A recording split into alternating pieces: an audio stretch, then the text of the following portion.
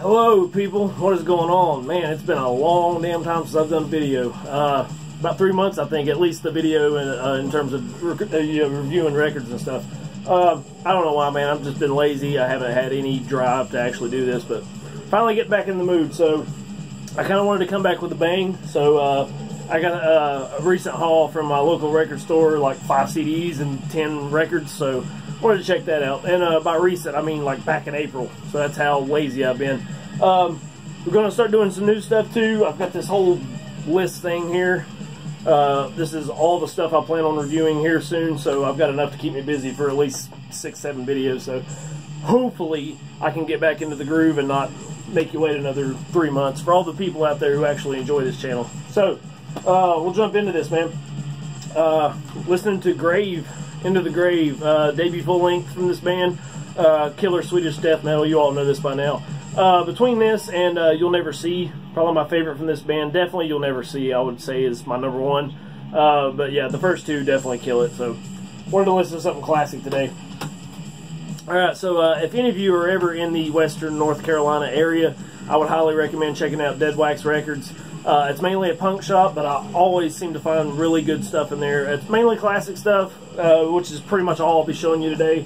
But just the fact that he has some of this stuff is just always find some gems when I go in there. So this is pretty much what this video is about. So if you don't want to see like a bunch of classic stuff, and I understand, just turn the damn thing off. I don't care. But yeah, we'll jump right into this. So I don't want this to be a big long 20-minute video. So if I'm burning right through it, that's why. So whatever. First thing I got for you is one of my favorite bands ever. Yeah, I've been listening to this band for 10-12 years at this point, and it's one of those bands that, I mean, everyone has those bands that they really love, but there's just so much out there, man. You've got all the classic records you still don't own, not to mention all the new stuff coming out, so it's really kind of hard to pinpoint one band and say, I need to get all their stuff, you know what I mean? So this is one of those bands.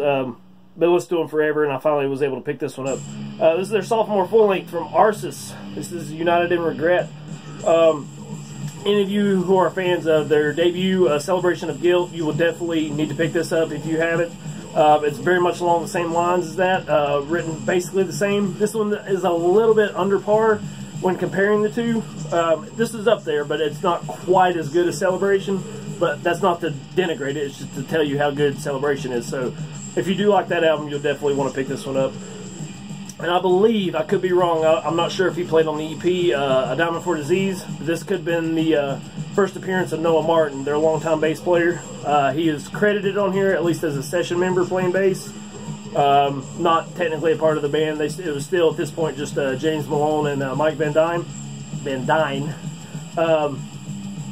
But yeah, just kind of cool. That was maybe his first appearance. But yeah, I mean, definitely check out Lust Before the Maggot's Conquest. It's a really good song. Everything they do is really focused on here, man. You've got the insane technicality, but the songwriting is still superb. It's still very hook-laden.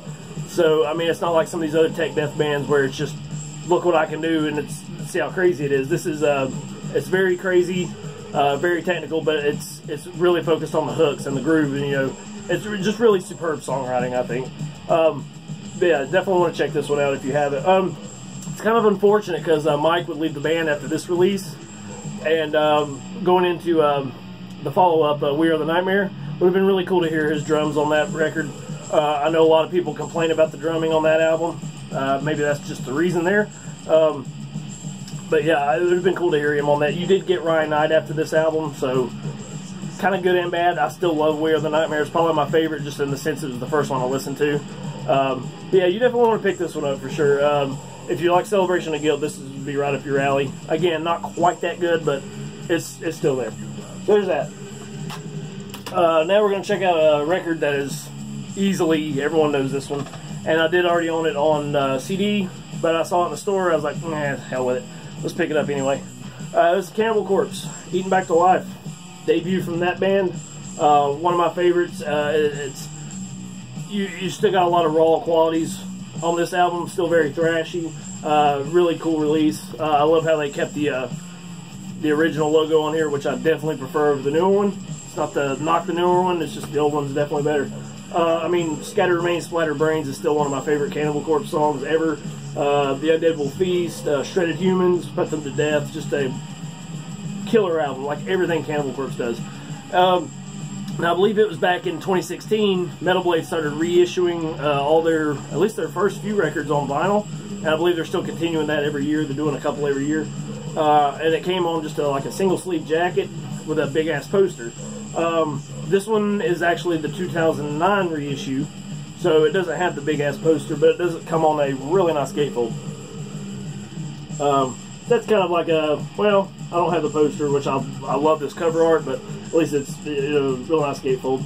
Now, I'm not positive, but I do believe the 2016 reissues, they could have been a couple color variants, but I think they were mostly on black.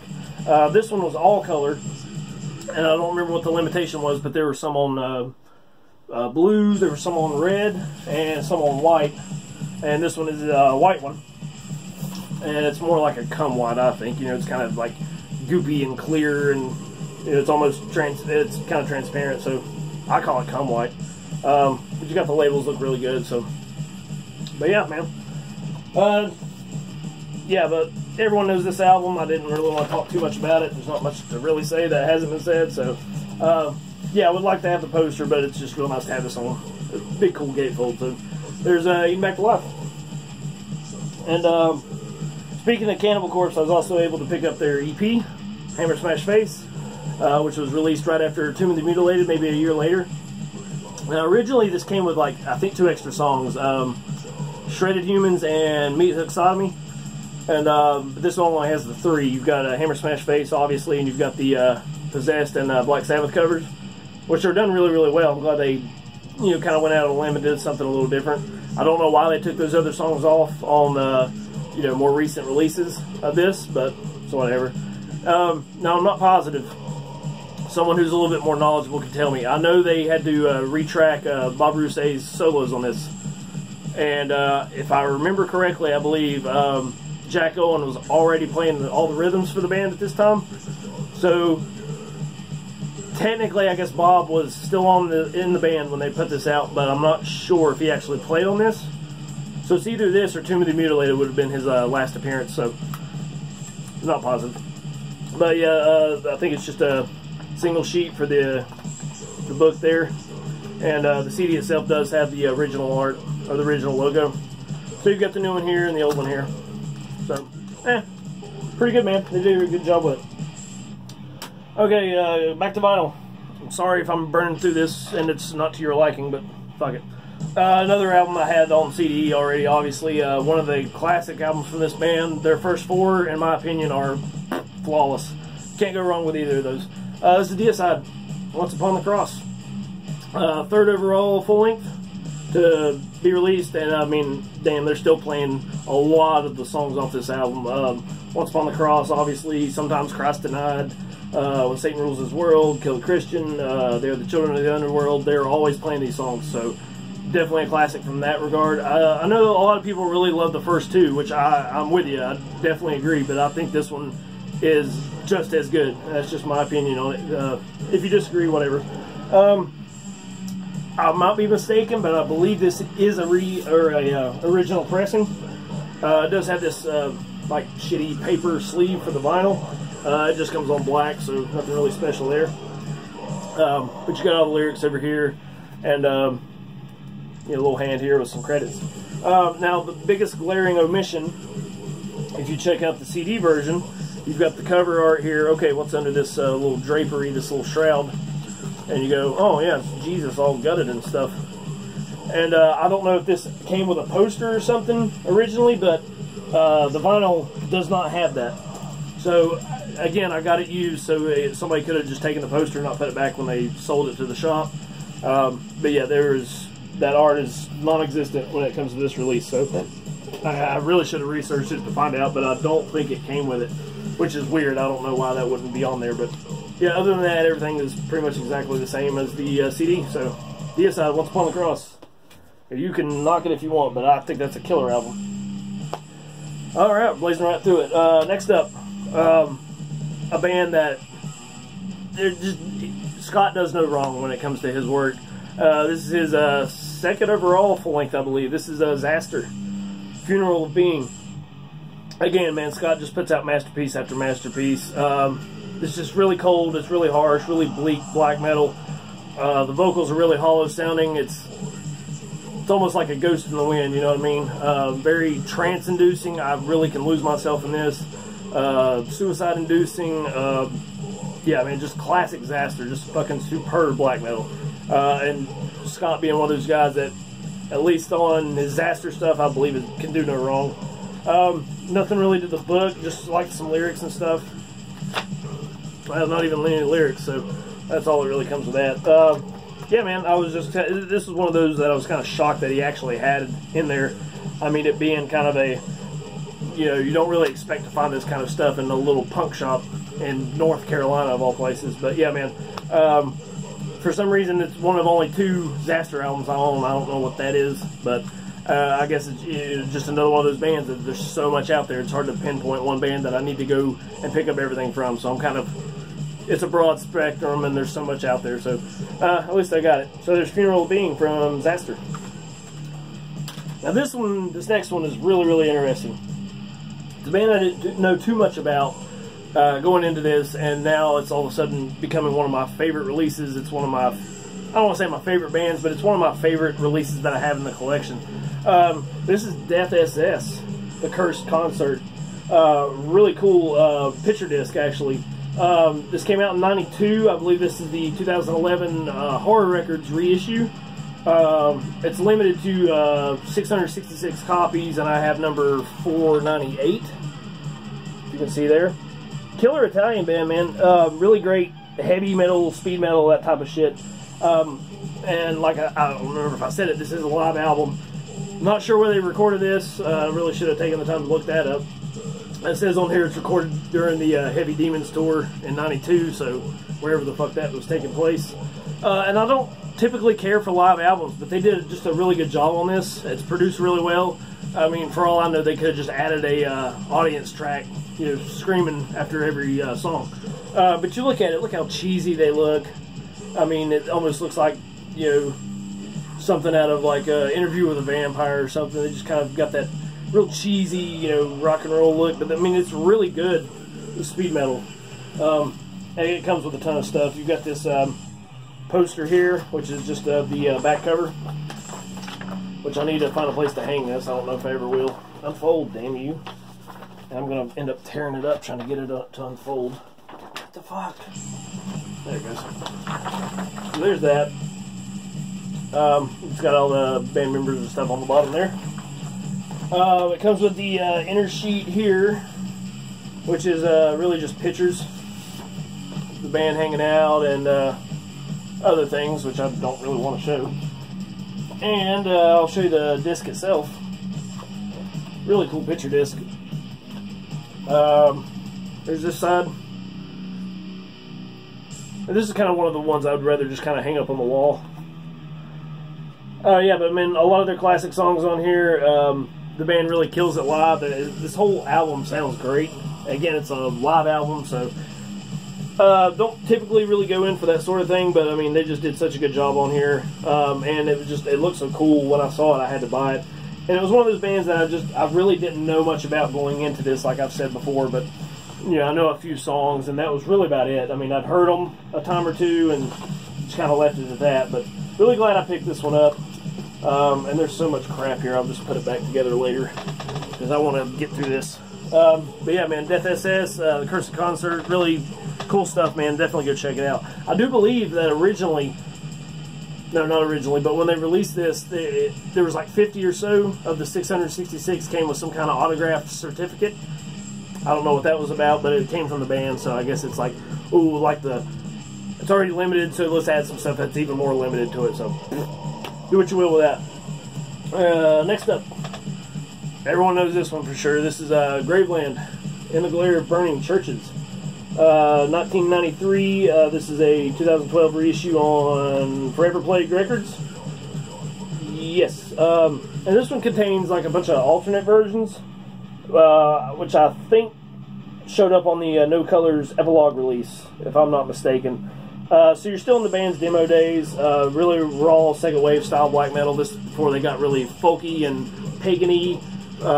but and Graveland's one of those bands that I love both sides of their discography in terms of the early just black metal stuff and then the more pagan folk inspired stuff. And so it's one of those releases it's hard to decide which one I like more. And you gotta love the cheesy photos right here, especially Rob. It's just classic to me. And I gotta show you the poster too because that just emphasizes it even more. If I can find it. I think it's in here. I don't think I hung it up. Anyway, here's just the jacket. Nothing really much to that. And I believe it's on black. So nothing really much there to look at. And then we have, let me get this poster out. And kind of forgot about this. Came with some flyers, so you can tell it's definitely a newer release. And this poster is definitely going on the wall as soon as I find a spot for it. I kind of just want to frame this one up because it's so awesome. Look at this. How great is that? You gotta have some cheese up on the walls, man. But yeah, we're already 16 minutes in. I'm not even, I'm barely halfway through. So yeah, there's Graveland. The Glitter Burning Church is great demo. Everyone knows. Not too much more to say about that. Alright, so the last vinyl I have, and we'll have a couple more CDs after, is a type of music that I don't listen to that much, and I'm really, really picky when it comes to like crossover, hardcore, thrash stuff. But this is one I kind of felt like I needed to have, just because. This is Cryptic Slaughter, Money Talks. Definitely an original pressing. I researched it. I'm damn sure this is an original. Still got the stickers and everything on here. I just didn't want to cut the plastic off, just for that reason, just because it's so old. Yeah, when it comes to like hardcore thrash crossover, I prefer more of the hardcore and thrash. This has a little bit more punk in it than I really prefer. And it's not to say it's bad. It's just I'm not too much into punk, if that makes any sense. So, like if I'm going to listen to this type of stuff, I definitely prefer the DRI stuff. So it's got the punk in it, but it's not so much focus. And I really think a big part of it is just Bill Crook's vocals. I don't know, it's got me in the mindset of just listening to a punk album, which is not really what I want. But that being said, it's still a really, really good album. Really love listening to this. It's a classic album for sure. I know a lot of people prefer their Convicted album, but I think this was just as good. And you know, this is just me being nitpicky, but it's definitely an album definitely worth your attention. So you've got the inner sheet here with the lyrics and band photos and stuff. I believe it just comes on black vinyl. Yes, just black vinyl. But you got the old big purple labels. This came out on Death Records, which I believe is a subsidiary whatever of Metal Blade. So it just really says Death Records, really big and bright. So that's kind of cool. And you've got this big waxy record sleeve. So definitely an old one, man. And I'm trying not to listen to this too much, really, because I don't want to wreck it. I don't want my needle at some point to just grab it and, you know, kind of rip it apart. I mean, it's an older album, so I kind of want to be really careful with it. And again, I'll just put this back together later. But yeah, man, if you don't know it, it's definitely worth a listen. That's Cryptic Slaughter, Money Talks. Alright, so these last two just CDs, and again, another band that I just don't know much from. This is one of their later releases, one of his later releases. But really cool, really glad to have it. This is Judas Iscariot with To Embrace the Corpse's Bleeding. 2002 release, possibly a first pressing, I'm not sure. There's a lot of the reissues and misprints out there that kind of use the same, serial number or whatever. So I don't really know. The only reason I even consider that it could be a first pressing is because I believe the the originals had the title of the album misspelled. So it's To Embrace the Corpse's Bleeding, but mine says To Embrace the Corpse's Bleeding. I don't know if you'll be able to see that, but it's right here. I know the glare is bad, but you can kind of tell. Yeah, I mean, that's the only real reason that I kind of think it's original. Another project that just can do no wrong, in my opinion, man. If you're up there with the Sargeist, the Krieg, the Moonblood, you will dig this if you haven't already. Judas Iscariot kills it. I haven't heard anything from them that I don't like. And it'd be kind of cool if he'd come back and put out new stuff, which I believe they're reissuing the new stuff, or the old stuff. They're either reissuing it. I can't remember. It's popping up on Bandcamp all the time. I need to go back and get it. Yeah, so one or two that I own. It is what it is. Judas Iscariot, killer album. And lastly, we have an EP from a band that I've scarcely ever listened to. The fact that I found it in there, I was like, I'm just getting it just because I've scarcely listened to this band. And you can kick me in the balls all you want. It's just, I don't know, just haven't had time. But it's Nokturnal Mortum. The Taste of Victory EP, which came out in 03, I believe, originally.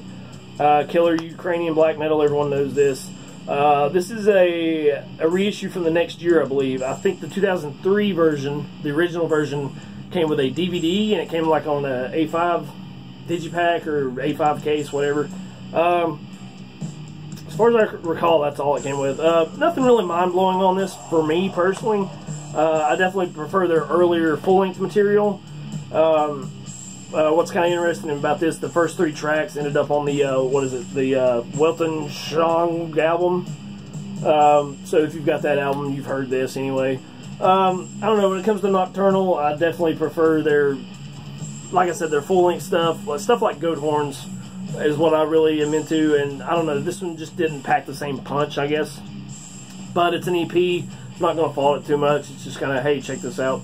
I do love the sepia-toned with the photos and everything. It just kind of gives it the old, you know, World War II kind of just old photographs, that sort of thing. It just looks really good. I like the way they put this together. Yeah, man, pretty cool release. It's just listening to Nokturnal Mortum, what little I have, it's just, I would definitely prefer their full-length material. And that's just the way it is. So, yeah. That is all I've got for you. I'm sorry if I just kind of blazed right through this, which we're at 20 minutes anyway, so it's, I guess I didn't. Yeah, guys, I got a lot of new stuff to show, and a lot of it's going to be stuff that a lot of people have already shown, but I'm just so far behind on it, I don't really care. I'm just going to show it anyway. You can watch it or you cannot. It's whatever you want to do. Really appreciate it. You guys hanging in there with me, and sorry it took me so long to get back. Hopefully I will keep this going and, you know, not get so sidetracked again. So thank you guys so much for watching. Leave your comments, let me know what you think, and we'll see you next time. Peace. Sorry.